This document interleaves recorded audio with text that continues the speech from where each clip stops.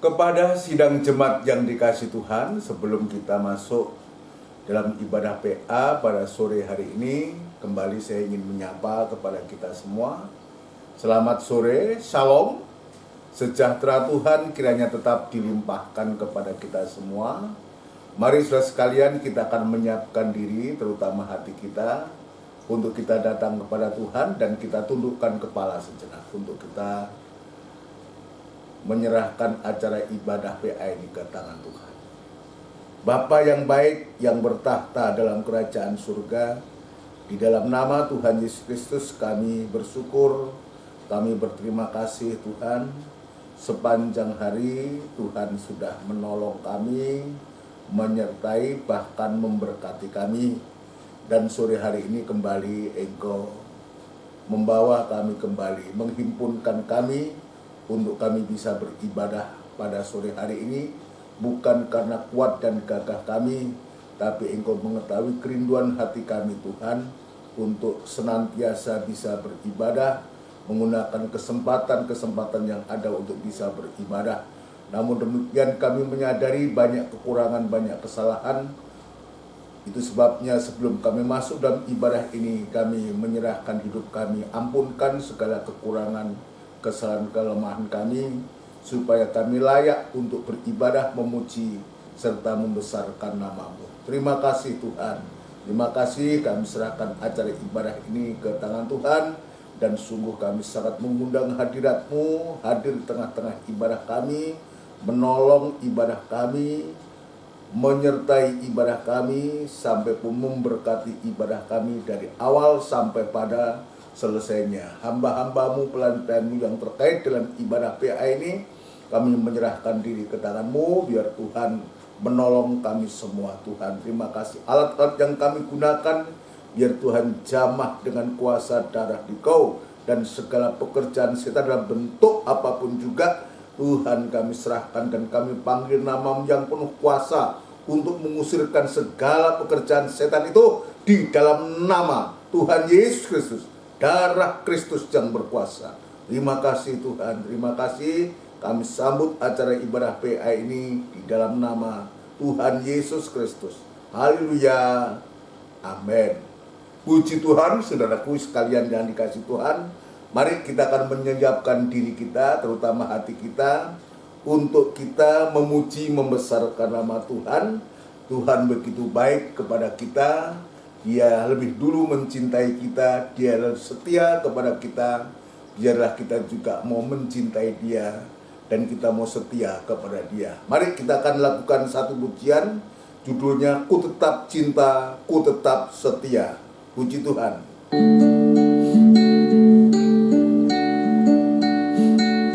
Haleluya. Ku tetap cinta,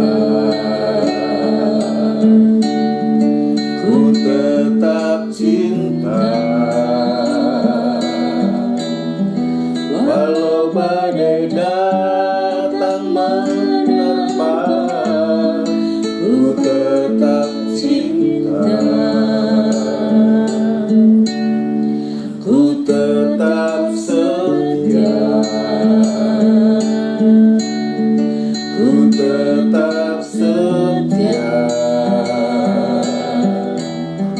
walau taufan datang menerpa, ku tetap setia. Haleluya. Terlalu banyak yang Tuhan telah beri, takkan mungkin ku balas dari apa yang ku miliki. Ku persembahkan seluruh hidupku, dan ku tetap cinta, dan ku tetap setia untuk selama-lamanya. Haleluya. Ku tetap cinta,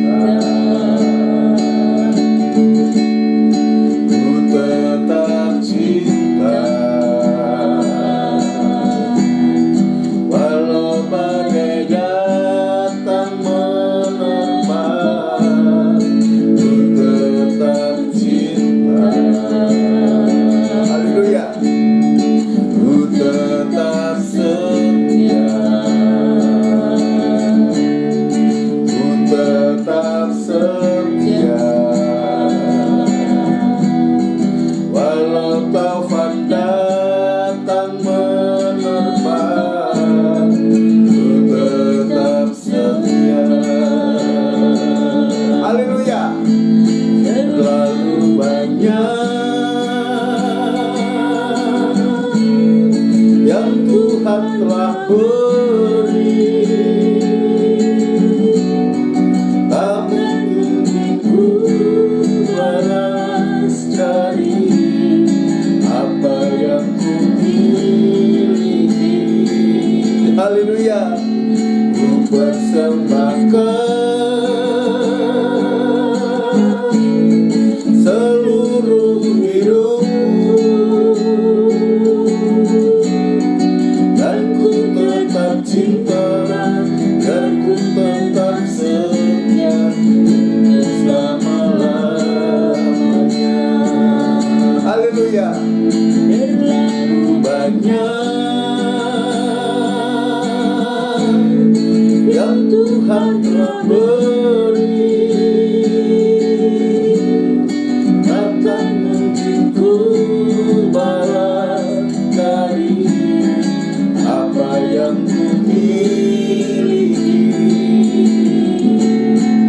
Ku persembahkan seluruh hidupku, dan ku tetap cinta, dan ku tetap setia untuk selama-lamanya. Haleluya. Dan ku tetap cinta, dan ku tetap setia untuk selama-lamanya. Amin. Puji Tuhan, saudara sekalian. Biar pujian ini menjadi satu kerinduan kita, cita-cita kita. Apapun yang terjadi, badai datang sekalipun, taufan datang menerpa sekalipun, biar kita tetap menyatakan cinta, kesetiaan kita kepada Tuhan. Kenapa demikian? Sebab Dia lebih dulu mencintai kita, dan Dia lebih dulu setia kepada kita, dan kita adalah kehidupan oleh karena cinta dan setianya Dia. Kita bisa tertolong, terselamatkan, dan kita tidak bisa membalas, ya. Dan pujian tadi, tak mungkin ku balas dari apa yang ku miliki. Tapi Dia sudah menyerahkan nyawa, biar apa yang kita buat ini kita tetap setia, dan kita tetap cinta Dia sampai Maranatha, Yesus datang yang kedua kali. Puji Tuhan. Mari saudara sekalian, kita akan masuk dalam firman Tuhan, dan kita akan melakukan satu pujian dalam buku Psalm nomor 149. Ku bersyukur padamu Tuhan. Puji Tuhan.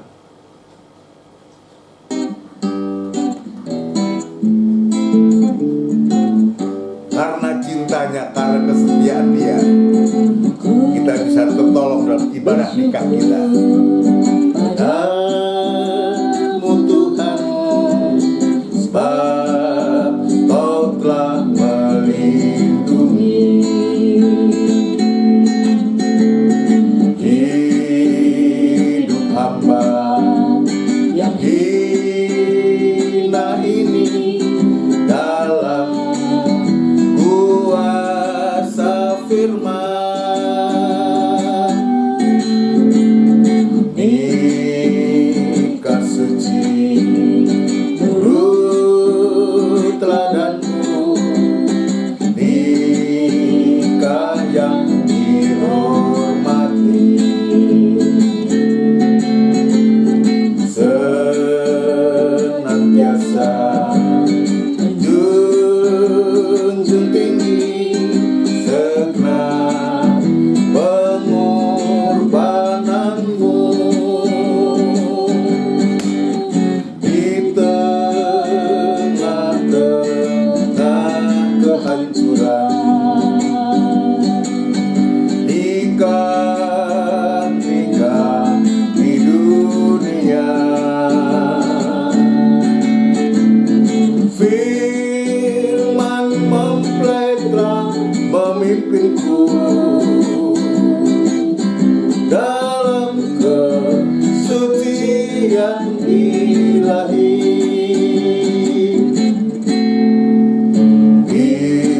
Dipindah terus hidup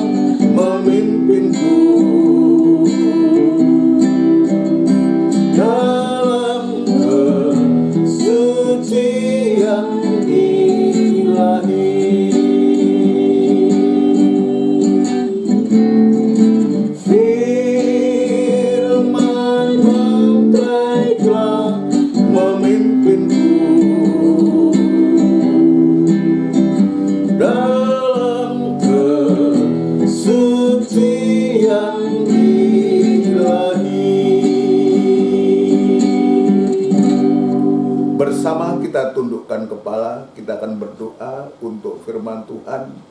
Benar Tuhan, lewat pujian ini mengingatkan kami Tuhan betapa dunia ini benar-benar mengalami suatu kehancuran, terutama dalam nikahnya Tuhan. Namun demikian kami semua bersyukur kepadamu Tuhan, karena firman mempelai ini tetap mengasuh dan akan terus mengasuh kehidupan kami untuk mempersiapkan kehidupan kami gerejamu di akhir zaman ini Tuhan, untuk memasuki nikah yang rohani, nikah bersama Engkau, untuk tinggal bersama Engkau untuk selama-lamanya. Itu sebabnya Tuhan kami bersyukur, berterima kasih Tuhan, Engkau masih melawat kami, Engkau memperhatikan kami, bahkan Engkau terus akan mengasuh kami Tuhan.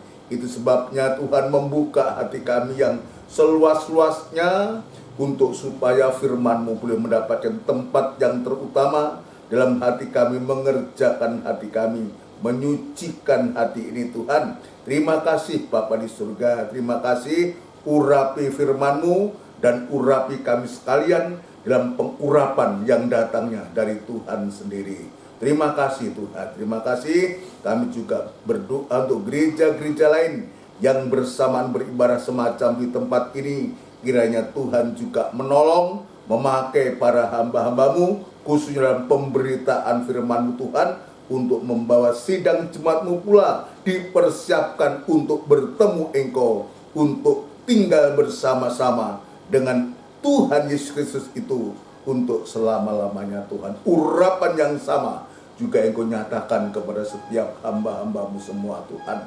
Terima kasih Bapa di surga, terima kasih. Demikian pula hamba tetap berserah diri kepadamu. Biar kemurahan dan belas kasihan-Mu Tuhan tetap Tuhan nyatakan kepada hamba untuk mampu menyampaikan firman-Mu dengan benar dan murni, sehingga firman-Mu nyata Tuhan untuk menyatakan kekurangan kami, kesalahan kami Tuhan, sehingga penyucian itu boleh kami alami dan pembaharuan itu boleh sungguh-sungguh Tuhan akan menjadi nyata sampai sewaktu-waktu Engkau datang yang kedua kali.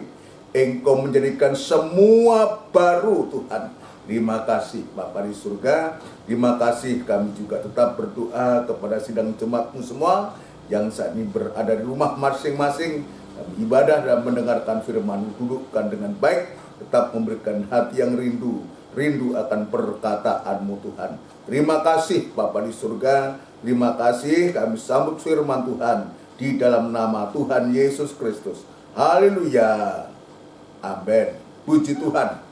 Saudaraku yang dikasihi Tuhan, ya kembali ya sebelum kita lanjut dalam pemberitaan firman Tuhan, saya menyapa lagi, selamat sore, shalom, sejahtera Tuhan kiranya tetap dilimpahkan kepada kita semua. Kita bersyukur, kita berterima kasih kalau kita masih mendapatkan kesempatan sampai hari ini bisa beribadah, bisa mendengarkan firman Tuhan, bisa melayani Tuhan. Bagi para imam paripurna Tuhan, itulah yang Tuhan berikan kepada kita. Dan itu sebabnya ketika kesempatan itu ya kita masih bisa beroleh, biar kita manfaatkan sungguh-sungguh, sebab ada waktu dan saat kita tidak bisa lagi untuk beribadah, tidak bisa lagi untuk bisa melayani. Mumpung hari ini, ya, kalau masih disebutkan kata hari ini, ya jika kita masih mendapatkan kesempatan bisa mendengarkan firman Allah, janganlah kita mengeraskan hati.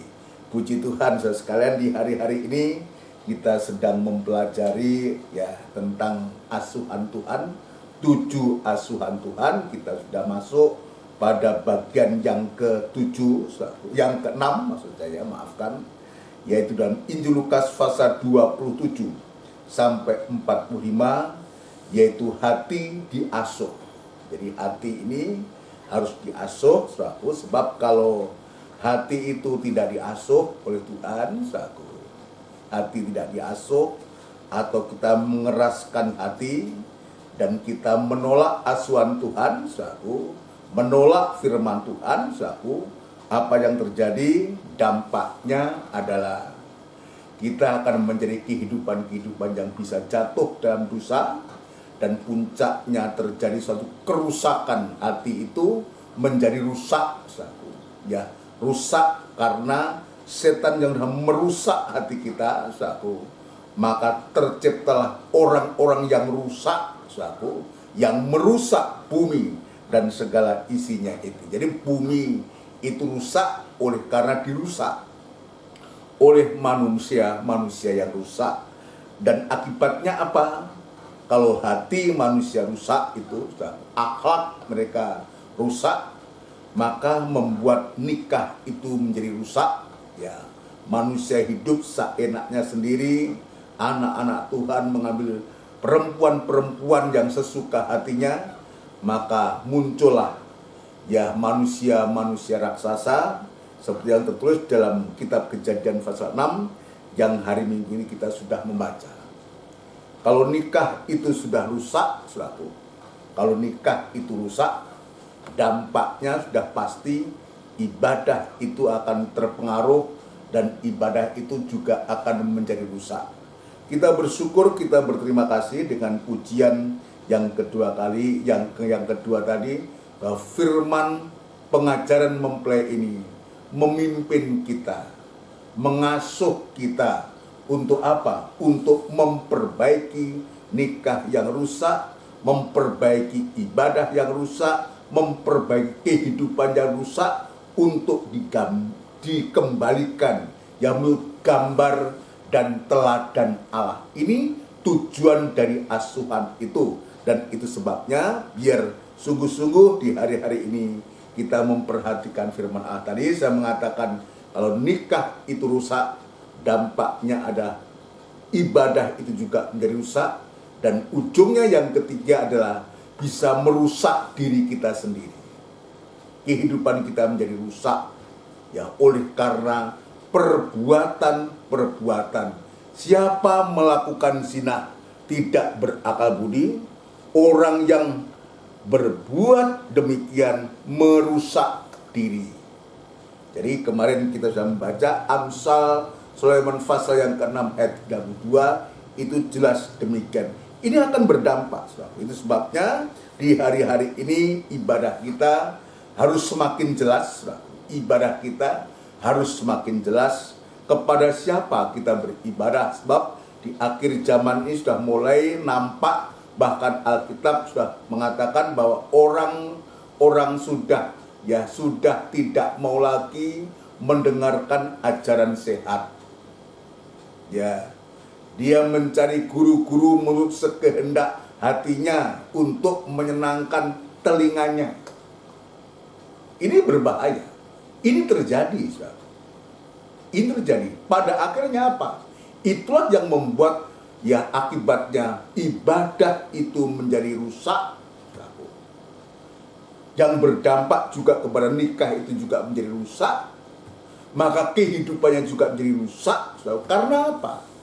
Karena ibadahnya itu tidak tertuju kepada Tuhan. Dalam perjanjian lama, saudaraku, digambarkan bagaimana bangsa Israel itu betul-betul dia keras hati, keras kepala, saudaraku.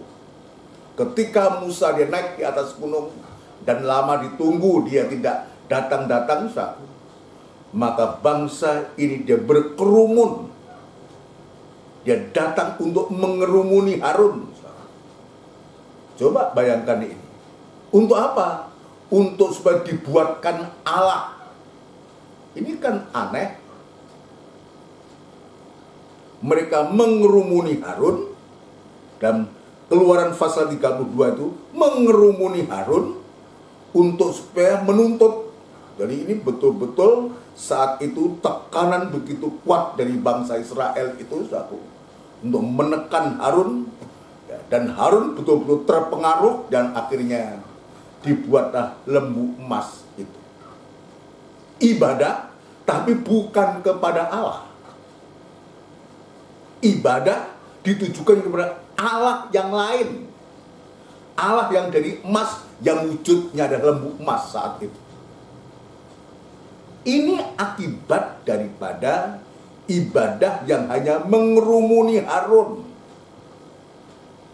Ya, apa itu artinya? ibadah hanya datang ibadah untuk manusia, kepada manusia. Sehingga manusia juga yang bisa dipengaruhi ini, saudara, dan menuruti apa yang dimaui oleh bangsa Israel.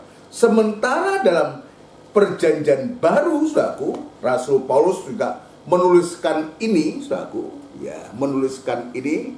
Coba kita akan masuk dalam di sini, saudaraku, 2 Timotius pasal yang ke-4, saudaraku, ya. Bagaimana sikap dari gereja Tuhan, anak-anak Tuhan di akhir zaman ini, saudaraku. Ayat yang ketiga, 2 Timotius pasal yang ke-4 ayat yang ketiga. Karena akan datang waktunya, orang tidak dapat lagi menerima ajaran sehat, tapi mereka akan mengumpulkan guru-guru menurut kehendaknya, seperti bangsa Israel itu menekan Harun untuk supaya dibuatkan Allah itu.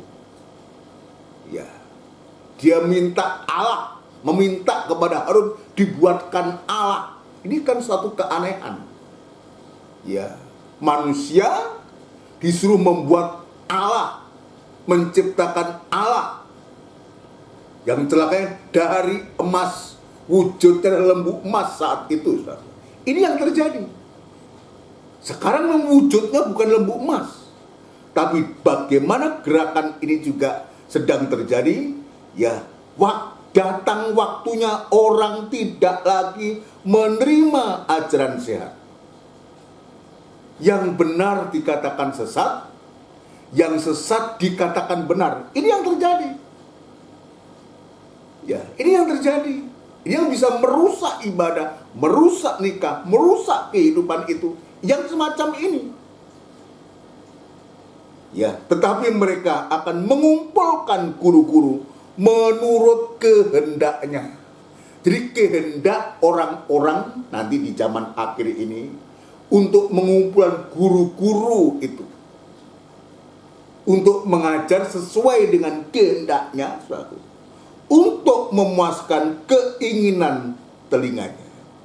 Mereka akan memalingkan telinganya dari kebenaran dan membukanya bagi dongeng. Ini yang akan terjadi, dan mungkin sekarang sudah terjadi, yang harus kita waspadai. Kalau dulu mereka memaksa Harun untuk membuatkan Allah, tetapi sekarang orang-orang ini mengumpulkan guru-guru. Ya, untuk apa? Untuk dia mungkin mengajar, mungkin berkhotbah atau apa yang sesuai dengan keinginan telinganya. Dia menolak kebenaran, tetapi dia menerima dongeng nenek tua. Tapi dalam perjanjian baru juga dituliskan. Kalau dalam perjanjian lama, mereka mengerumuni Harun untuk supaya dibuatkan Allah. Dan dalam perjanjian baru juga, dalam Injil Lukas pasal yang ke-5, ini yang benar, saudara. Ya, Injil Lukas pasal yang ke-5 kita akan membaca. Injil Lukas pasal yang ke-5, apa yang terjadi? Ayat yang pertama. Ini yang benar. Ini ibadah yang benar, saudara. Pada suatu kali Yesus berdiri di pantai Danau Genesaret. Sedang orang banyak mengerumuni dia, hendak mendengarkan firman Allah. Mengerumuni Yesus, datang kepada Yesus untuk apa? Untuk mendengarkan firman Allah. Mereka tidak datang untuk dibuatkan Allah seperti bangsa Israel. Tidak. Tidak. Tapi mereka berkerumun mengerumuni Yesus untuk mendengar firman Allah, mendengarkan firman-Nya, mendengarkan perkataannya. Jadi ini yang benar. Jadi tujuan ibadah kita mengerumuni Yesus itu, datang kepada Yesus itu untuk mendengarkan firman Allah. Untuk apa? Untuk supaya firman Allah ini di zaman akhir ini memberikan asuhan kepada kita. mengasuh kita. Apa yang diasuh, saudaraku? Ya, firman Allah mengasuh hati kita, tujuannya untuk supaya kita bisa mengasihi Tuhan. Sebab nanti kalau kita membaca Lukas pasal yang ke-6 ayat 27 sampai 45 ini, kita akan tahu. Ini adalah hubungan ya kita, kasih kita kepada sesama manusia. Tapi mustahil untuk kita bisa mengasihi sesama kalau kita tidak lebih dulu mengasihi Dia lebih dari semua. Dan kita bisa melihat dari cerita Injil Lukas pasal 6 nanti, saudaraku, kita akan bisa melihat pribadi Tuhan. Kita bisa melihat hatinya Tuhan itu kayak apa. Itu sebabnya lewat cerita yang nanti akan kita baca, kisah yang kita baca, apa yang dikatakan Yesus itu kita baca, dan kita akan bisa mengerti. Ya, kita bisa mengerti.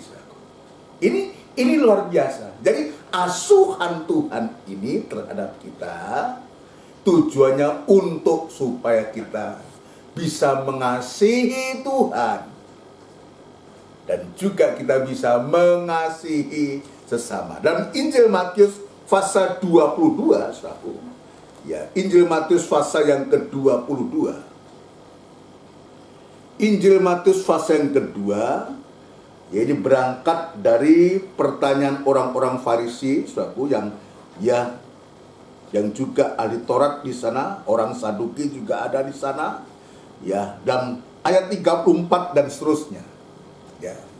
Maka Tuhan menjelaskan ini tentang kasih, ya, bagaimana hukum yang terutama itu, ya. Ketika orang-orang Farisi mendengar bahwa Yesus telah membuat orang-orang Saduki itu bungkem, berkumpullah mereka, dan seorang dari mereka, seorang ahli Taurat, bertanya untuk mencobai dia. Ini ada lagi. Bertanya bukan oleh karena dia tidak tahu, untuk supaya ingin tahu, tetapi dia bertanya untuk mencobai. Kenapa? Sebab yang bertanya ini ahli Taurat, orang yang sudah banyak pengalaman, yang sudah sepuh, sudah banyak makan garam, sudah mengetahui hukum Taurat itu sedang ngelontok mungkin, namanya ada ahli, seorang ahli. Sementara Yesus secara umur, dia baru umur 30 tahun. Ya, dibandingkan umurnya mereka. Ya, secara umur. Dia datang dan bertanya, tujuannya untuk menjebak atau mencobai dia. Guru, hukum manakah yang terutama dalam hukum Taurat? Coba, dia ahli Taurat, tetapi dia bertanya, pertanyaannya untuk mencobai hukum yang mana? Ya, yang terutama dalam hukum Taurat. Tapi Yesus tidak merasa tersinggung atau marah atau apa, atau membalas mengelok ke siapa itu ahli Taurat. Enggak. Ahli Taurat itu bertanya, dan Yesus punya kewajiban untuk memberikan satu jawaban. Dia seolah tidak merasa bahwa dia sedang dicobai. Sekalipun jelas Alkitab mengatakan ahli Taurat datang untuk mencobai. Datang untuk mencobai. Ya. Jawab Yesus kepadanya, kasihlah Tuhan Allahmu dengan segenap hatimu, dan dengan segenap jiwamu, dan dengan segenap akal budimu. Jadi yang pertama dan yang terutama itu adalah mengasihi Tuhan Allahmu dengan segenap hatimu. Dengan segenap hatimu, dan dengan segenap jiwamu, dan dengan segenap akal budimu. Itulah hukum yang terutama dan yang pertama. Ini yang harus dilakukan oleh setiap kehidupan di zaman itu, orang Yahudi, orang Israel, untuk betul-betul patuh terhadap hukum Taurat ini. Hukum yang pertama dan yang terutama ini. Lalu ayat yang ke-39, ayat 38, itulah hukum yang terutama dan yang pertama. 39, dan hukum yang kedua. Ini nanti yang akan kita baca, kita bahas yang kedua ini. Makanya saya mengatakan mustahil untuk kita bisa melakukan hukum yang kedua ini, ya, tanpa kita faham, mengetahui, melakukan hukum yang pertama ini. Itu sebabnya ayat mengatakan, dan hukum yang kedua yang sama dengan itu ialah, jadi hukum kedua ini sekalipun tujuannya kepada sesama, tapi nilainya sama seperti hukum yang pertama itu, ya, ialah kasihlah sesamamu manusia seperti dirimu sendiri. Artinya, ya, mengasihi sesama seperti dirimu sendiri itu artinya kita mengasihi sesama itu seperti juga kita mengasihi Tuhan. Yang tidak boleh adalah kita mengasihi sesama lebih daripada Tuhan. Itu yang tidak boleh. Tetapi hasil dari kita mengasihi Allah itu, Allah yang adalah roh, yang tidak nampak, maka kita wujudkan kasih itu kepada sesama. Itu sebabnya disebutkan, dan hukum yang kedua yang sama dengan itu ialah kasihlah sesamamu manusia seperti dirimu sendiri. Pada kedua hukum inilah tergantung seluruh hukum Taurat dan kitab para nabi. Ini dasar. Ya, itu sebabnya saudara sekalian, biarlah kita pada sore malam hari ini lewat pendalaman Alkitab ini kita mau diasuh oleh Tuhan, sebab Tuhan sedang menggiring kita, ya, sedang menggiring kita, membawa kita, mengasuh kita untuk kita bisa mengasihi sesama. Dari apa yang kita baca nanti, saudara sekalian, kita akan bisa mengetahui hatinya Tuhan itu kayak apa. Nah, sekarang saya akan membawa kepada kita membaca secara keseluruhan untuk kali ini, saudara.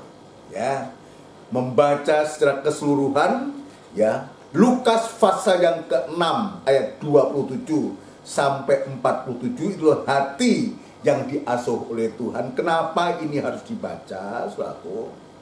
Ya, sebab ada ayat mengatakan Taurat Tuhan itu harus dibaca dengan jelas dan diberikan pengertian-pengertian supaya yang mendengar itu bisa mengerti. Jadi Nabi Nehemia itu juga dia mengatakan semacam itu, saudaraku. Itu sebabnya ya saya lebih baik membaca, saya teringat itu dalam Nehemia pasal 8 ayat yang ke-9, saudaraku, dia mengatakan begini. Bagian-bagian daripada kitab itu, yaitu Taurat Allah, dibacakan dengan jelas. Jadi itu sebabnya saya harus membaca sekalipun 18 ayat, saudaraku. Harus dibaca dengan jelas. Kalau saya tidak membaca, sudah pasti sudah nggak akan baca kok itu. Ya, harapan saya semua ikut membaca. Ketika saya membaca bagian-bagian dari kitab itu, yakni Taurat Allah, dibacakan dengan jelas, dengan diberi keterangan-keterangan sehingga pembacaan dimengerti. Jadi tujuan dari pembacaan ini dengan jelas, dan nanti akan diberikan keterangan sehingga nanti sidang jemaat dan kita semua bisa mengerti apa maksud daripada apa yang dibaca itu. Mari sekarang kita akan membaca. Saya akan membawa kita membaca seluruh, ya, dari ayat 27 sampai 45. 18 ayat kita akan baca. Ya, mulai ayat 27. Perikopnya di situ, kasihilah musuhmu. Ya, Dari perikopnya kita udah ngeri-ngeri sedap, saudara. Dari perikopnya mengasihi musuh. Sudah mengasihi musuh. Ini kan ngeri-ngeri sedap, saudara. Tapi itulah. Jadi kita akan mengerti dalam pembacaan ini. Kita baca ayat 27. Tetapi kepada kamu yang mendengarkan aku. Perhatikan. Ini kalau sedikit saya ganti bahasanya. Tetapi kepada kamu yang mendengarkan aku, artinya mau diasuh, siap untuk diasuh. Nah, kalau kalimatnya kamu yang mendengarkan aku, berarti juga ada yang tidak mau mendengarkan Tuhan. Tetapi kepada kamu yang mendengarkan kepada kamu yang mau mendengarkan aku berkata. Ini kepada murid-muridnya Tuhan berkata, ya, kasihlah musuhmu. Nah ini, yang mau mendengarkan aku, yang mau diasuh oleh Tuhan, yang mau hatinya diasuh oleh Tuhan, ya, sampai nanti Tuhan mengasuh hati kita, sampai kita bisa mempunyai hati seperti hatinya Tuhan. Dari pembacaan ini kita akan bisa melihat bahwa kita akan tahu hatinya Tuhan itu kayak apa. Ya, kasihlah musuhmu, berbuatlah baik kepada orang yang membenci kamu. Coba kalau kita baca ayat ini sungguh berat buat kita. Daging kita pasti menolak, saudara. Tapi Alkitab mengatakan, ya, kepada kamu yang mau mendengarkan aku berkata kepadamu, kasihlah musuhmu, berbuatlah baik kepada orang yang membenci kamu. Mintalah, bukan hanya mengasihi, berbuat baik kepada orang yang membenci kamu, mintalah berkat bagi orang yang mengutuk kamu, berdoalah bagi orang yang mencaci kamu. Ini tidak mudah. Ini hal yang sulit ini. Ayo kita teruskan. Ya. Barang siapa menampar pipimu yang satu, berikanlah juga kepadanya pipimu yang lain. Dan barang siapa yang mengambil jubahmu, biarlah juga ia mengambil bajumu. Berilah kepada setiap orang yang meminta kepadamu, dan janganlah meminta kembali kepada orang yang mengambil kepunyaanmu. Dan sebagaimana kamu kehendaki supaya orang berbuat kepadamu, perbuatlah juga demikian kepada mereka. Dan jikalau kamu mengasihi orang yang mengasihi kamu, apakah jasamu? Karena orang-orang berdosa pun mengasihi juga orang-orang yang mengasihi mereka. Sebab jikalau kamu berbuat baik kepada orang yang berbuat baik kepada kamu, apakah jasamu? Orang-orang berdosa pun berbuat demikian. Dan jikalau kamu meminjamkan sesuatu kepada orang, karena kamu berharap akan menerima sesuatu daripadanya, apakah jasamu? Orang-orang berdosa pun meminjamkan kepada orang-orang berdosa, supaya mereka menerima kembali sama banyak. Tetapi kamu, kasihlah musuhmu, dan berbuat baik kepada mereka, dan pinjamkan dengan tidak mengharapkan balasan, maka upahmu akan besar, dan kamu akan menjadi anak-anak Allah yang maha tinggi. Sebab ia baik kepada orang-orang yang tidak tahu berterima kasih, dan terhadap orang-orang jahat hendaklah kamu murah hati, sama seperti Bapakmu adalah murah hati. Dari ayat ini, saudaraku, ini belum nanti ada ayat 37 nanti kita akan baca. Kita akan bisa melihat betapa Tuhan itu luar biasa. Memberikan satu pelajaran yang sangat-sangat bertolak belakang dengan apa yang ada di dunia ini. Puji Tuhan, ya. Ayat yang ke-37, hal menghakimi. Berikut yang kedua. Janganlah kamu menghakimi, maka kamu pun tidak akan dihakimi, dan janganlah kamu menghukum, maka kamu pun tidak akan dihukum. Ampunilah dan kamu akan diampuni. Berilah dan kamu akan diberi. Suatu takaran yang baik, yang dipadatkan, yang diguncang, dan yang tumpah keluar akan dicurahkan ke dalam ribaanmu. Sebab ukuran yang kamu pakai untuk mengukur akan diukurkan kepadamu. Biar dari ayat ini kita bisa memahami. Jangan kita gampang mengukur orang. Jangan kita gampang menilai orang. Dan jangan kita gampang menghakimi orang. Itulah hatinya Tuhan. Saudara sekalian, Yesus mengatakan pula suatu perumpamaan kepada mereka. Dapatkah orang buta menuntun orang buta? Bukankah keduanya akan jatuh ke dalam lubang? Seorang murid tidak lebih daripada gurunya. Tetapi barang siapa yang telah tamat pelajarannya akan sama dengan gurunya. Ini benar. Ini benar, saudara. Tetapi memang seorang murid dia bisa menyamai gurunya, bahkan lebih dari gurunya. Tapi yang tidak bisa sama adalah pengalamannya. Kepandaian mungkin bahkan lebih pandai dari gurunya, tetapi pengalamannya tidak mungkin bisa melampaui gurunya. Ini juga pelajaran buat saya, buat kita semua. Ya. Ayat 41, mengapakah engkau melihat selumbar di dalam mata saudaramu, sedangkan balok di dalam matamu sendiri tidak engkau ketahui? Bagaimanakah engkau dapat berkata kepada saudaramu, saudara, biarlah aku mengeluarkan selumbar yang ada di dalam matamu, padahal balok yang di dalam matamu tidak engkau lihat. Hei orang munafik, keluarkanlah dahulu balok dari matamu, maka engkau akan melihat dengan jelas untuk mengeluarkan selumbar itu dari mata saudaramu. Ini mengingatkan kita dalam kita bertindak itu berkata, apalagi kalau tertuju kepada orang, coba kita noleh gitok kita, itu bagaimana ya? Ya kan sulit noleh, ya melihat gitok kita.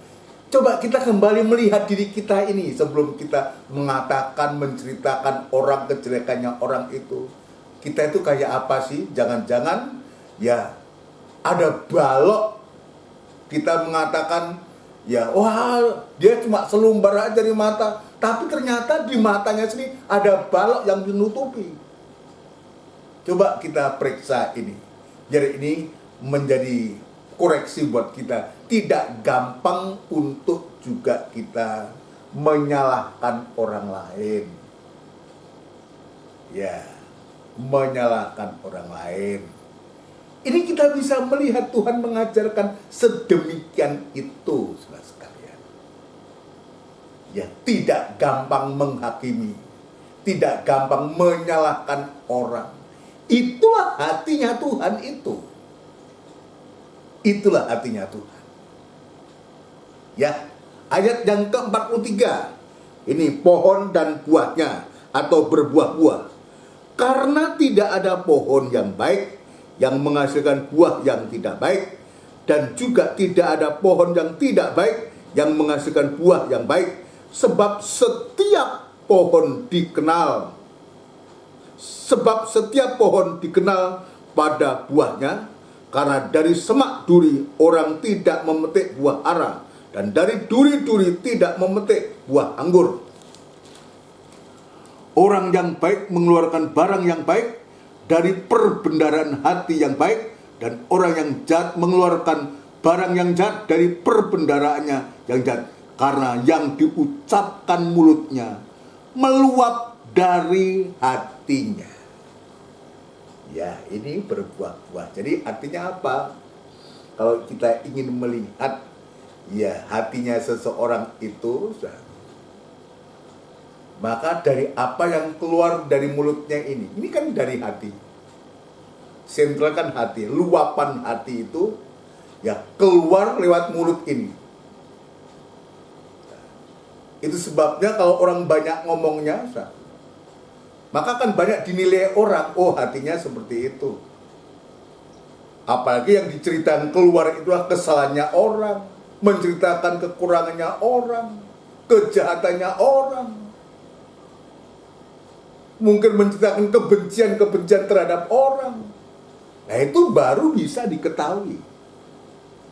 Ternyata memang hatinya seperti itu. Dari ayat 27 sampai dengan ayat 45 ini, ya, ayat 27 sampai 45 ini sebanyak ya 18 ayat ini, 18 ayat ini. Maka Tuhan ini menunjukkan kepada kita. Menunjukkan apa yang ditunjukkan Tuhan?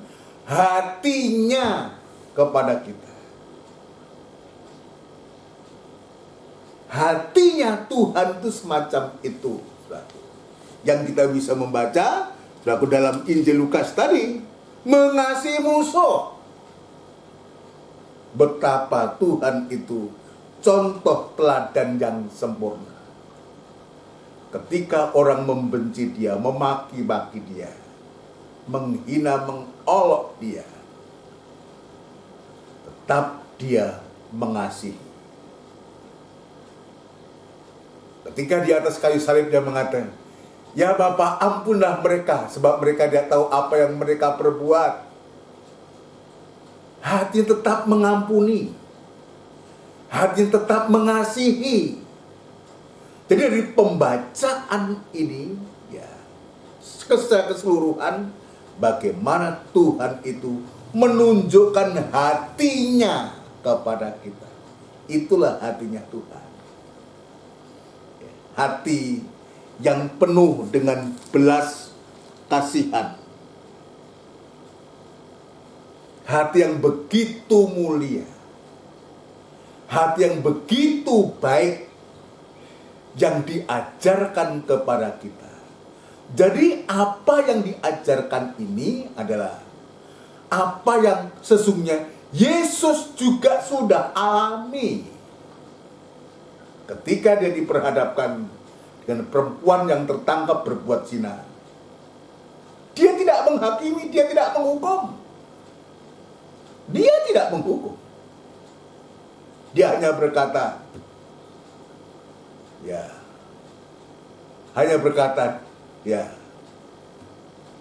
apa engkau, atau lebih baik ya, dalam Injil Yohanes pasal yang ke-8, saudaraku. Injil Yohanes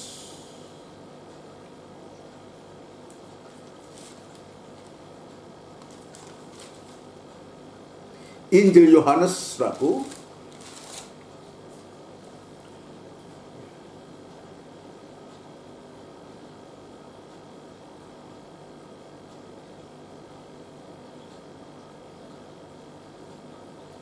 pasal 8 ayat yang ke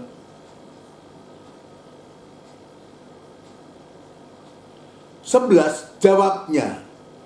Ya, ketika dia tanya, Yesus bangkit, berdiri dan berkata kepada, hei perempuan, di manakah mereka? Tidak adakah seorang yang menghukum engkau? Jawabnya, tidak ada Tuhan. Lalu kata Yesus, aku pun tidak menghukum engkau. Pergilah dan jangan berbuat dosa lagi mulai dari sekarang. Dia tidak menghukum, dia tidak menghakimi. Hatinya itu penuh dengan belas kasihan. Ini hati Tuhan. Nah, itu sebabnya hatinya Tuhan itu mau dibawa kepada kita, untuk supaya kita juga mempunyai hati seperti hatinya Tuhan.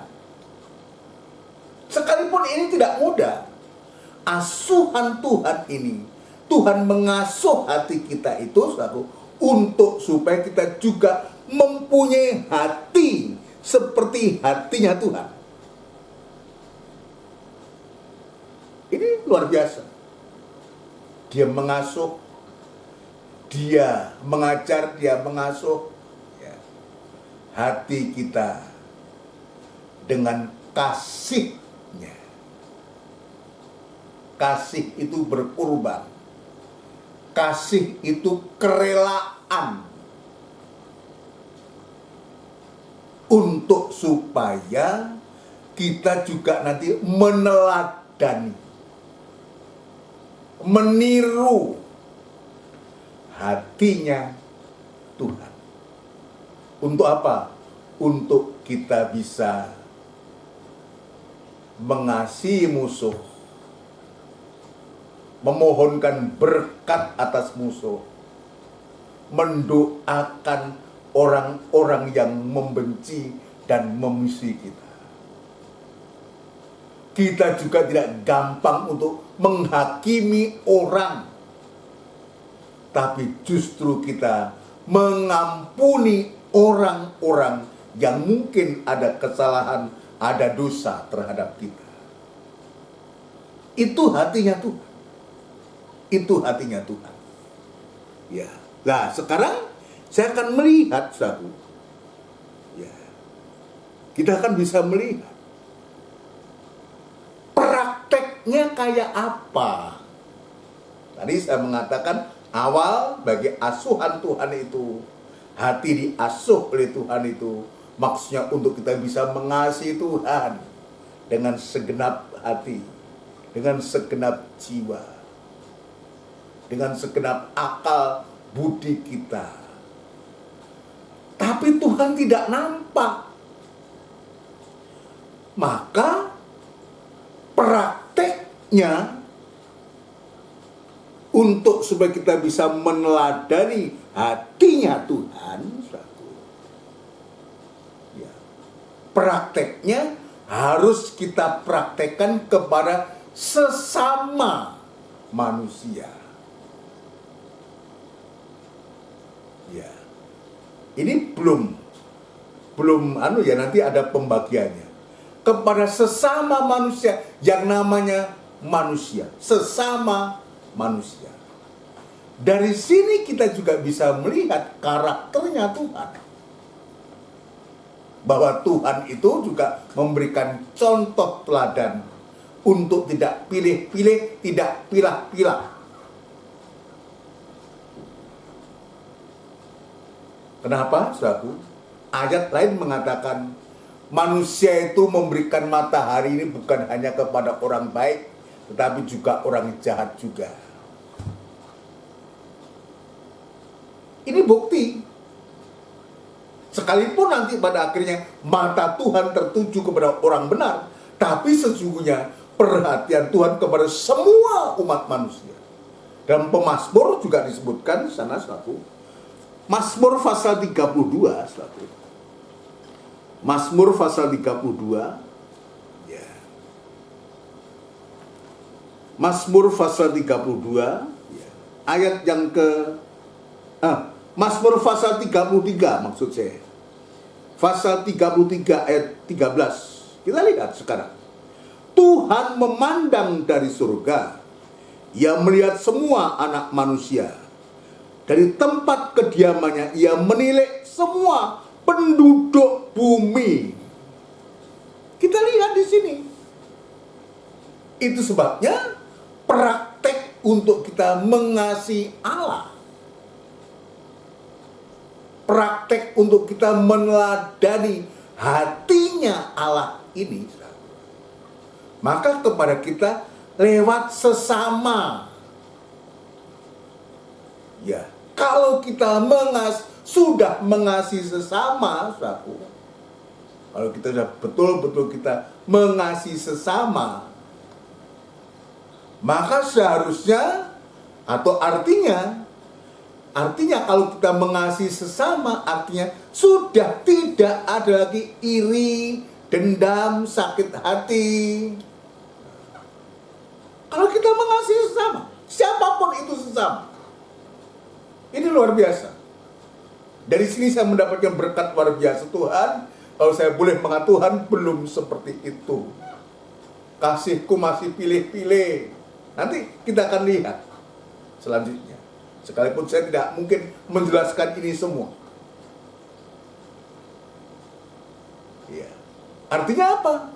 Kalau kita ternyata masih ada iri hati, dengki, benci, nggak seneng sama orang, ya berarti kita masih terlalu jauh dari apa yang menjadi isi hatinya Tuhan.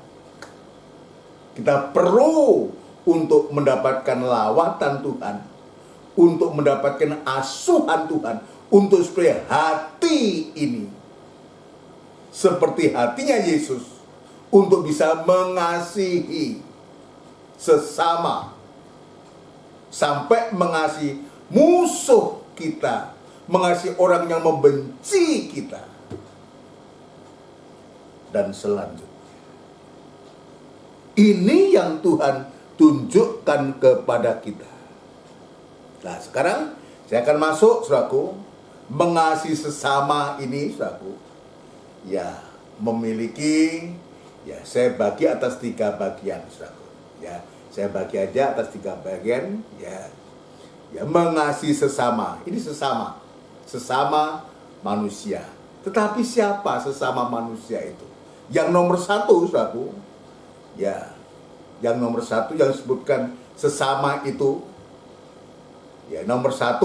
Tapi nomor 1 ini, saudaraku, ya ini yang paling yang bisa saya sebutkan, ya yang paling tingkatan yang paling rendah, kira-kira begitulah, yang paling rendah. Tetapi kita sudah mau mulai di sana.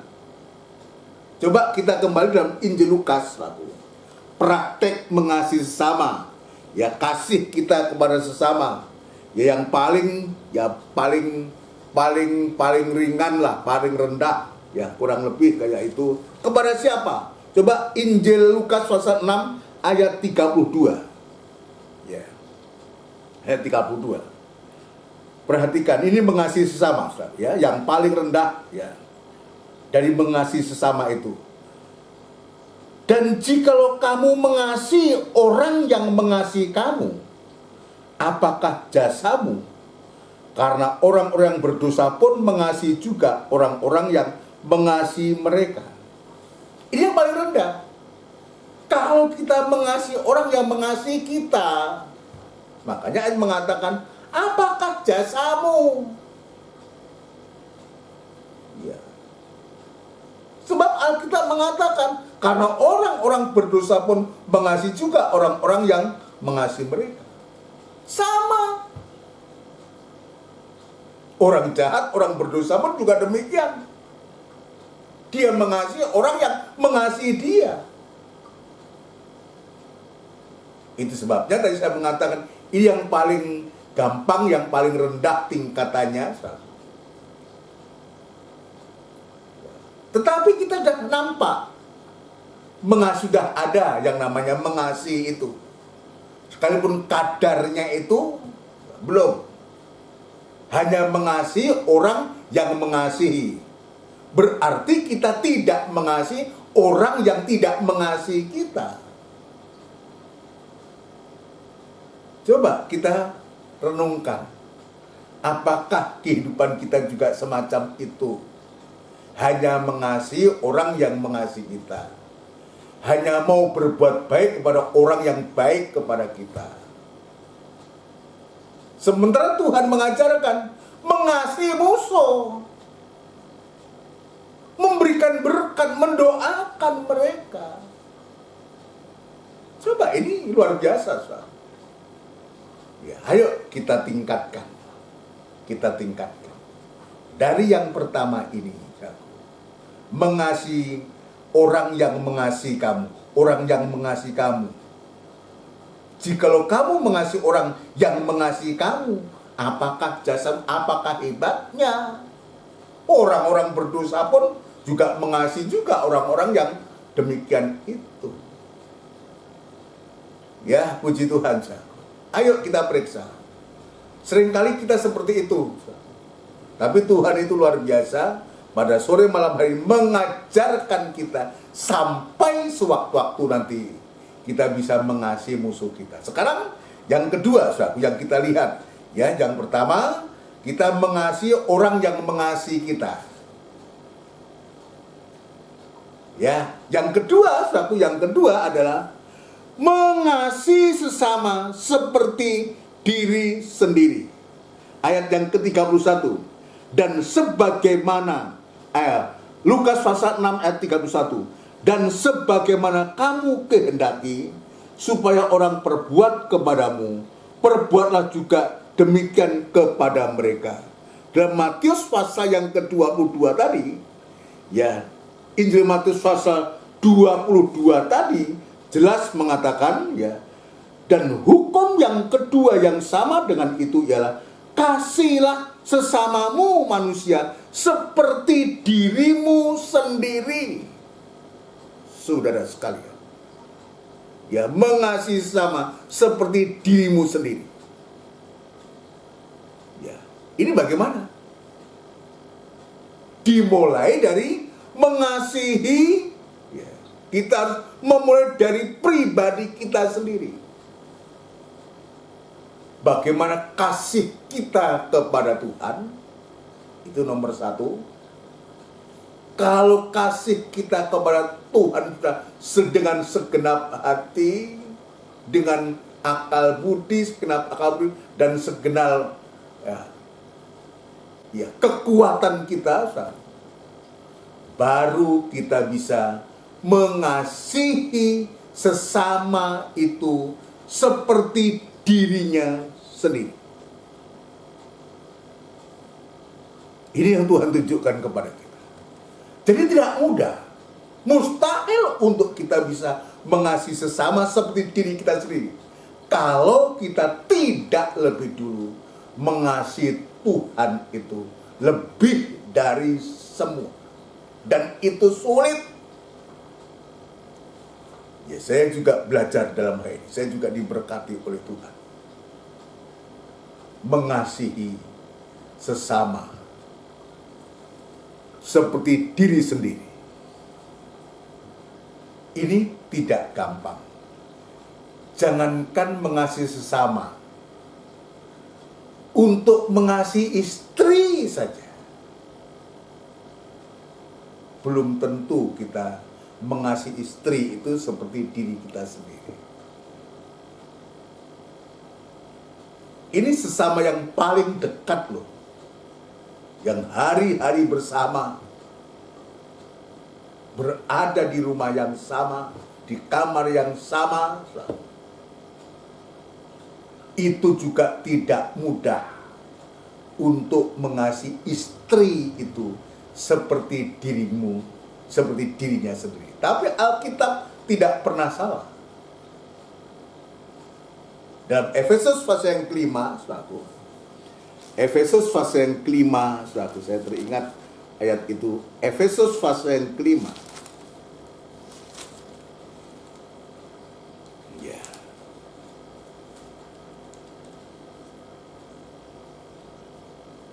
Ayat 28. Demikian juga suami harus mengasihi istrinya sama seperti tubuhnya sendiri. Siapa yang mengasihi istrinya, mengasihi dirinya sendiri. Coba bayangkan, kalau istri itu mengasihi suaminya,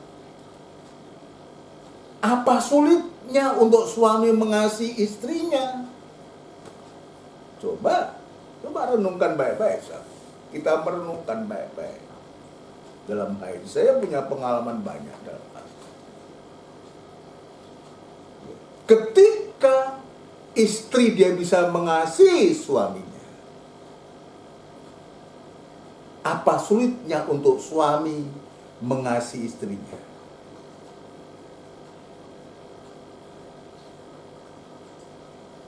Ketika suami mengasihi istrinya, apa sulitnya untuk istri mengasihi suaminya? Tetapi sebaliknya, kalau saudara suami dan ternyata istrimu tidak memperhatikan saudara, istri tidak memberikan perhatian kepada suami, tidak mengasihi suami, mau bertanya, Bisa nggak suami mengasihi istrinya? Apalagi seperti dirinya sendiri. Ini pertanyaan.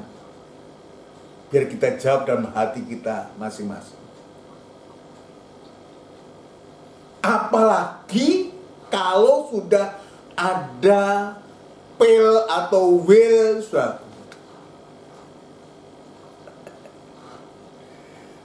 Gak mungkin.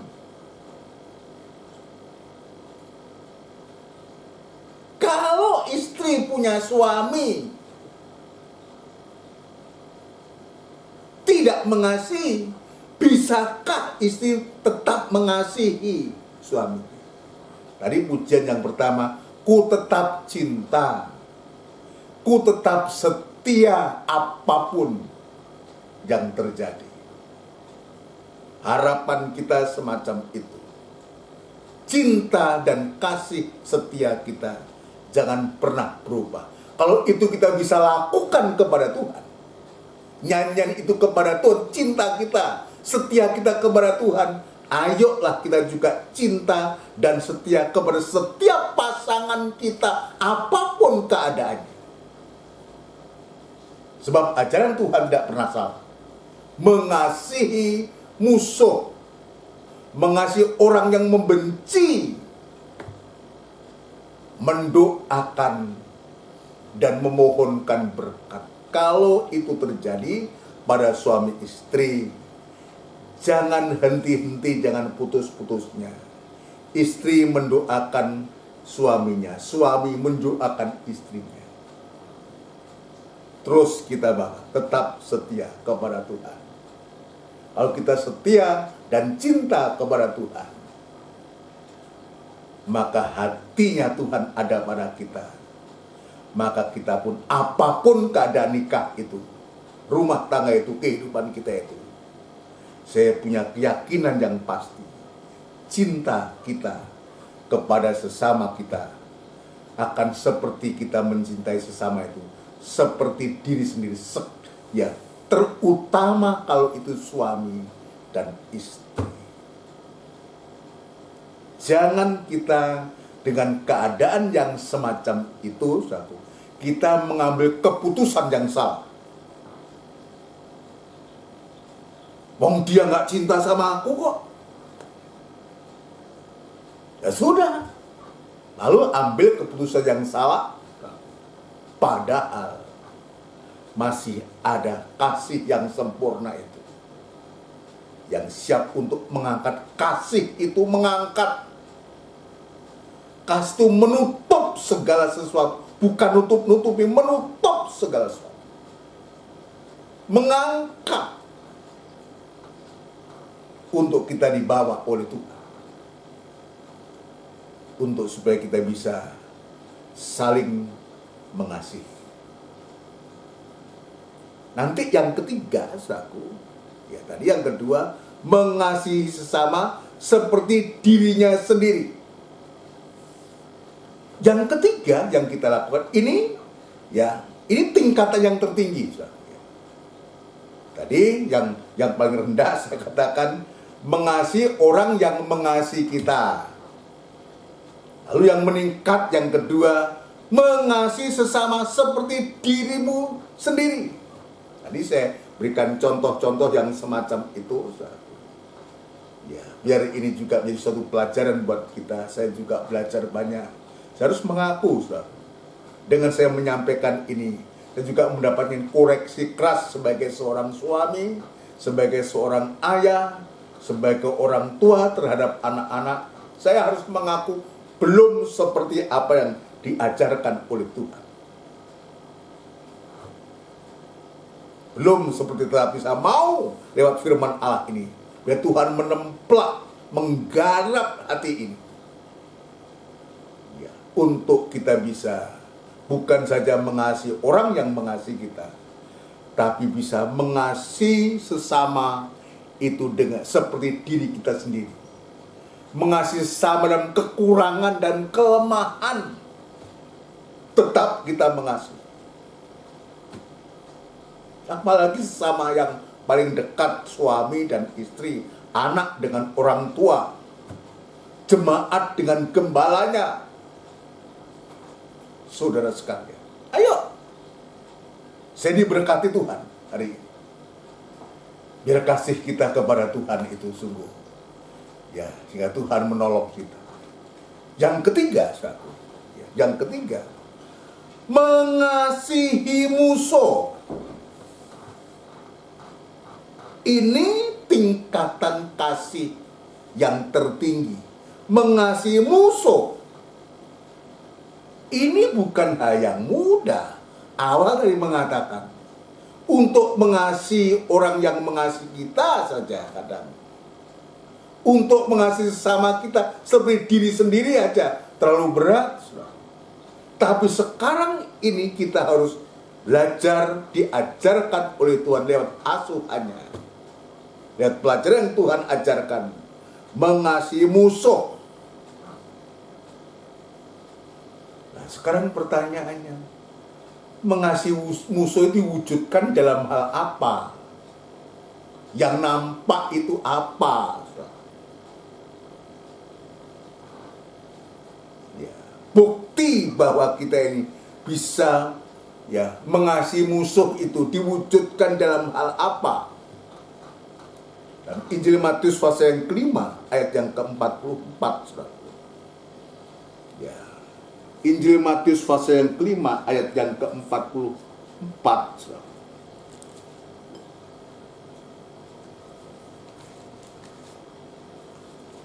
Ya.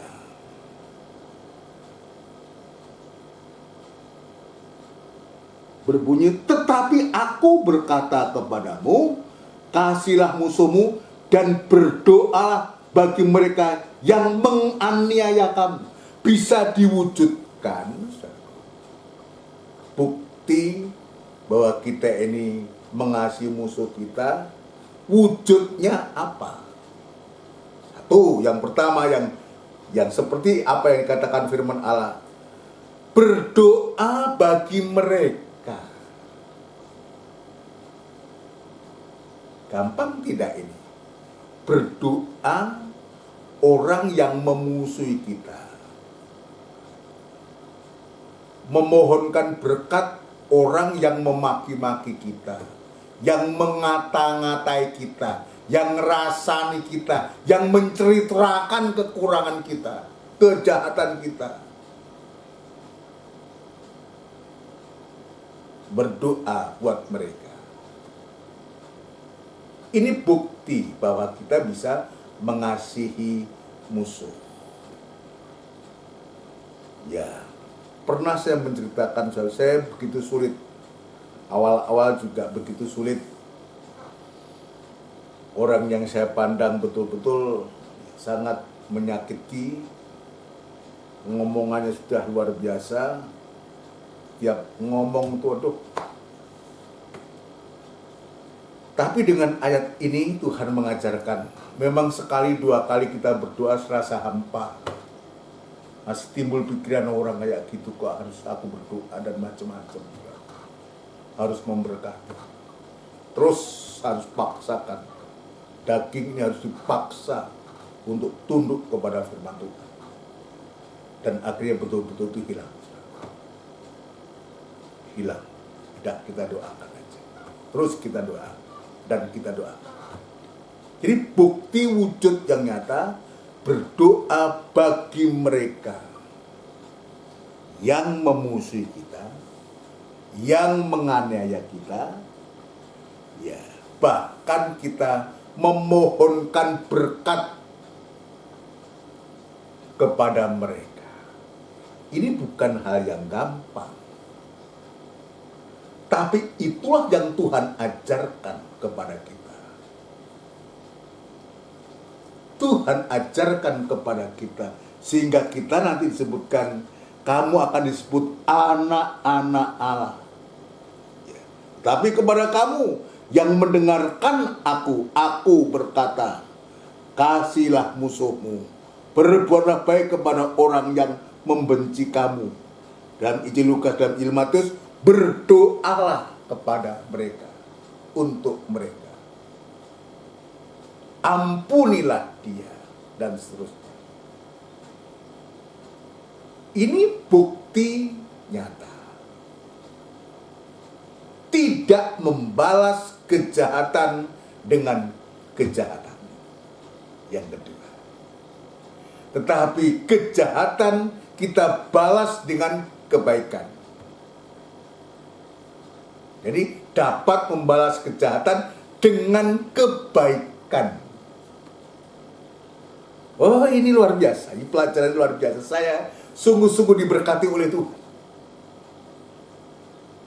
Nah, kalau hati itu sudah diasuh oleh Tuhan sedemikian ini, saudaraku, pasti hati itu hati yang penuh sukacita dan penuh bahagia.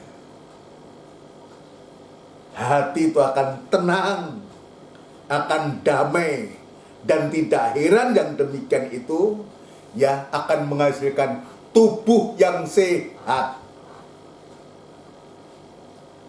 Menghasilkan tubuh yang sehat. Hati yang tenang itu menyegarkan tubuh. Hati yang senang itu adalah obat. Saudara sekalian,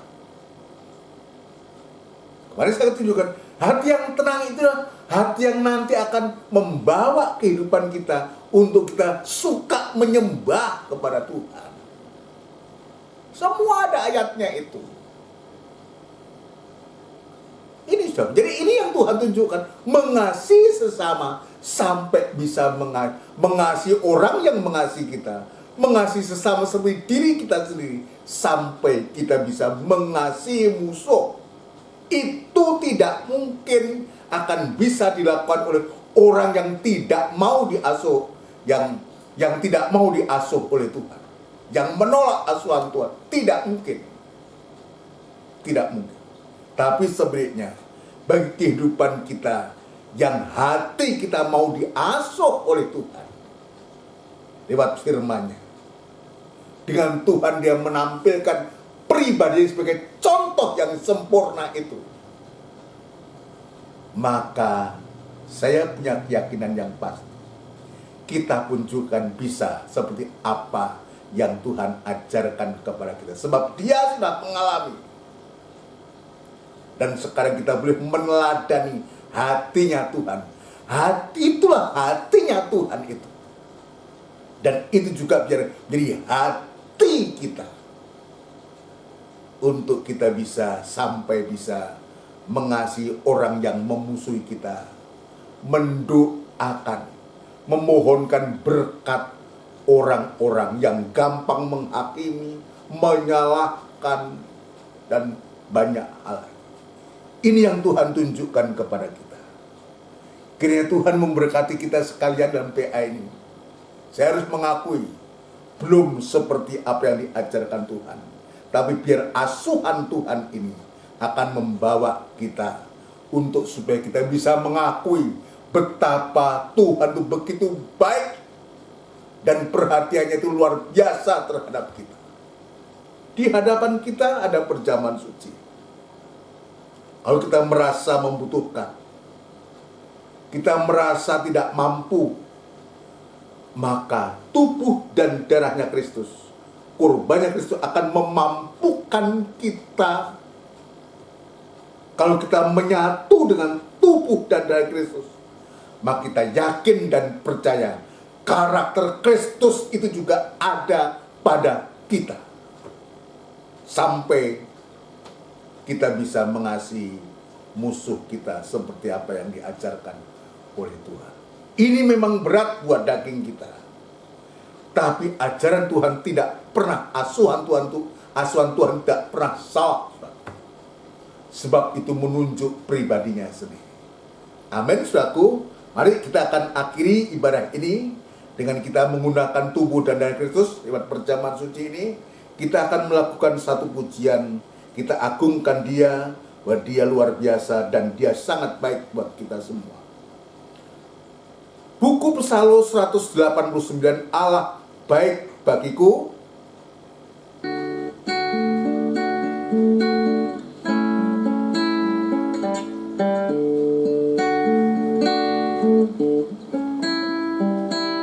Allah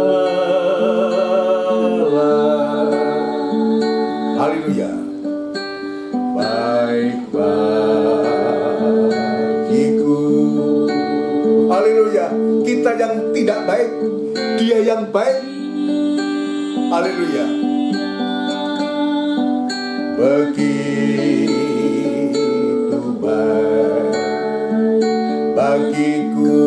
Dia akan membuat kita menjadi baik. Ibadahku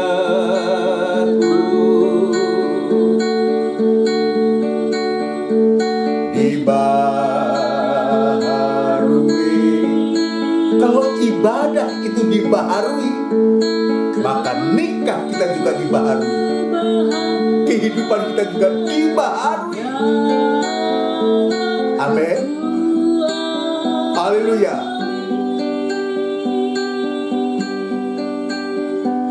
Menunjuk rahmat-Nya bagiku.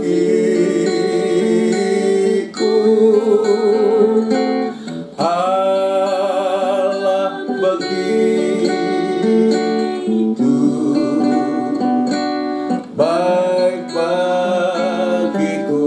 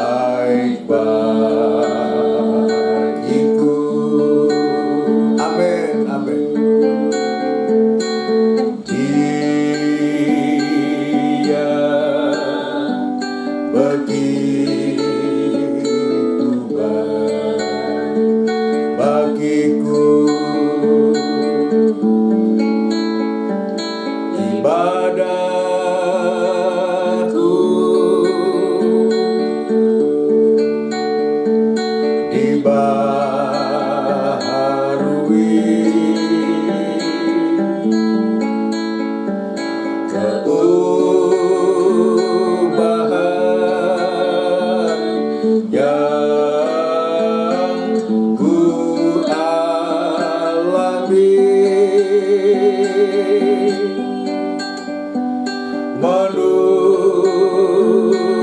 rahmat-Nya bagiku. Allah begitu baik bagiku. Haleluya. Haleluya.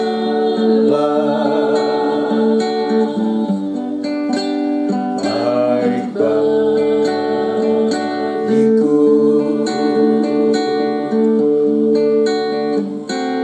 Dia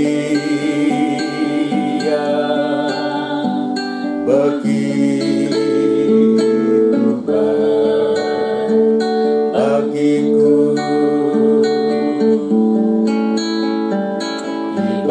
Ibadahku dibaharui.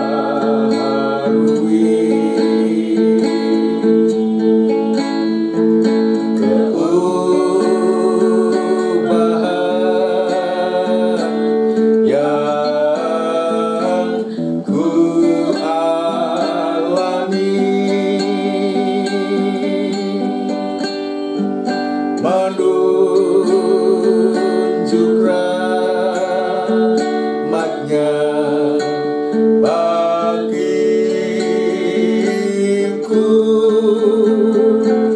Allah begitu baik bagiku.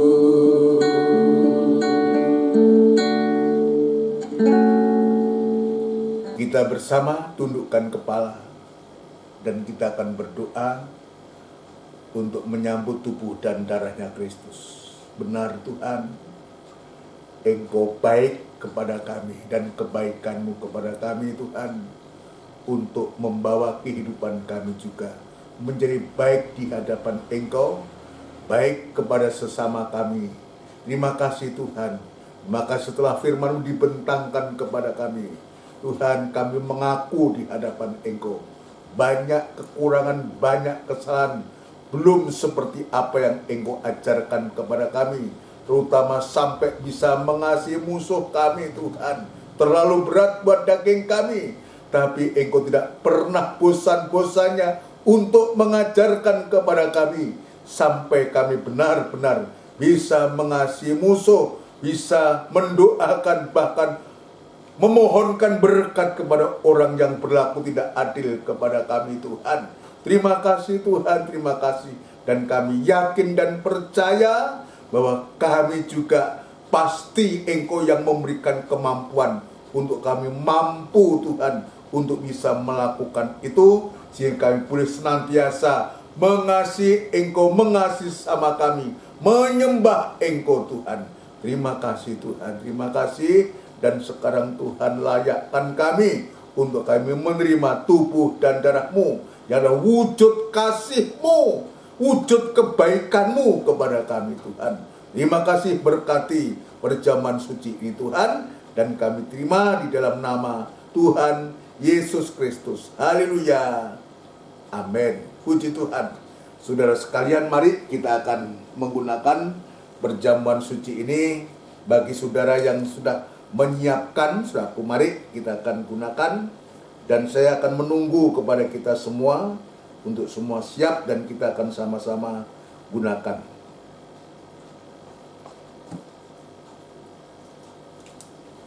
Ya. Mari bagi kita yang sudah siap, kita unjukkan tubuhnya Kristus lebih tinggi dari kepala. Kita unjukkan tubuhnya Kristus lebih tinggi dari kepala, dan dengarkan firman Tuhan. Dan taruh cawan atau darah Kristus di atas dada kita. Sebab apa yang telah kuteruskan kepadamu telah aku terima dari Tuhan, yaitu bahwa Tuhan Yesus pada malam waktu Ia diserahkan mengambil roti, dan sesudah itu Ia mengucap syukur atasnya. Ia memecah-mecahkannya dan berkata, "Inilah tubuhku yang diserahkan bagi kamu. Perbuatlah ini menjadi peringatan akan aku." Kita makan bersama dengan hati percaya dalam nama Tuhan Yesus Kristus.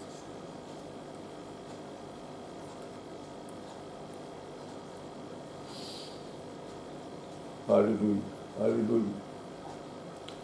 Unjukkan darahnya Kristus lebih tinggi dari kepala. Taruh tangan kiri di atas hati kita. Dengarkan firman Tuhan. Demikian juga Ia mengambil cawan sesudah makan lalu berkata, "Cawan ini adalah perjanjian baru yang dimeteraikan oleh darahku. Perbuatlah ini setiap kali kamu meminumnya menjadi peringatan akan aku." Kita minum bersama dengan hati percaya dalam nama Tuhan Yesus Kristus. Haleluya. Haleluya. Unjukkan kedua tangan kita. Berikan ucapan syukur dan penyembahan kepada Tuhan. Haleluya. Sebab setiap kali kamu makan roti ini dan minum cawan ini, kamu memberitakan kematian Tuhan sampai Ia datang kembali. Terima kasih Tuhan. Terima kasih Tuhan. Terima kasih melimpah berkat-Mu atas kami Tuhan. Biar berkat-Mu tetap dalam hati kami dan menjadi berkat bagi orang lain, dan nama Tuhan dipermuliakan. Terima kasih Tuhan. Di dalam nama Tuhan Yesus Kristus kami alaskan doa dan sembahyang kami. Haleluya, haleluya. Amin. Puji Tuhan. Saudaraku yang dikasih Tuhan, demikianlah rangkaian ibadah PA yang disertai dengan perjamuan suci ini yang sudah memberkati kita semua. Mohon perhatiannya ya untuk acara ibadah kita, jadwal ibadah kita besok. Kita ada ibadah doa dan penyembahan yang dimulai jam 5:30 sore tepat ya, yaitu tanggal 10 ya, tanggal 10 Februari ini. Ya, hari Kamis besok ini kita ada ibadah dan kita kembali, dan nanti kembali pada hari Minggu ibadah raya tanggal 13 laku jam 5:30 sore tepat. Tetap kita berdoa kepada Tuhan, kita nyatakan kerinduan kita kepada Tuhan, biar Tuhan senantiasa menyatakan asuhannya kepada kita untuk sampai kita bisa betul-betul mengasihi musuh kita. Ya, itu tidak mudah, tapi baginya tidak ada barang yang mustahil. Ya, kita belajar lewat firman Allah ini. Juga kita nyatakan kerinduan kita untuk kita bisa beribadah dan tatap muka saku. Sekalipun hari-hari ini kita juga harus tetap terus berdoa. Ya, perkembangan Omikron ini di hari-hari ini agak meningkat. Kita berdoa saku, tetap kita juga nyatakan kerinduan kita supaya ibadah-ibadah ini tetap bisa berjalan dengan baik. Dan sidang jemaat semua kita juga nanti akan doakan supaya Tuhan menolong, memberikan kesehatan yang prima untuk dimampukan menghadapi situasi yang sulit ini. Nanti kita juga akan berdoa untuk bangsa dan negara kita. Mari kita akan akhiri ibadah kita dengan doa berkat. Kita akan tundukkan kepala. Tidak putus-putusnya kami mengucapkan syukur dan terima kasih kepadamu Tuhan. Engkau sudah melimpahkan berkat-Mu lewat firman Allah, lewat asuhan-Mu untuk kami sekalian Tuhan.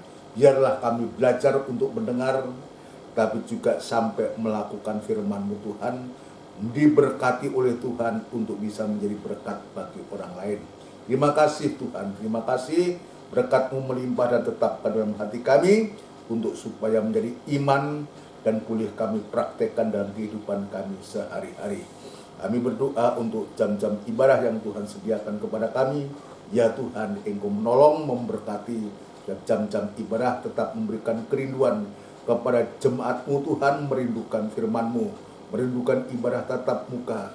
Tuhan, Engkau juga memberikan jalan, Engkau akan membuka jalan, dan itu sebabnya Tuhan, Engkau juga menolong virus corona yang hari-hari ini sedang berkembang. Tuhan, kami serahkan ke tangan-Mu.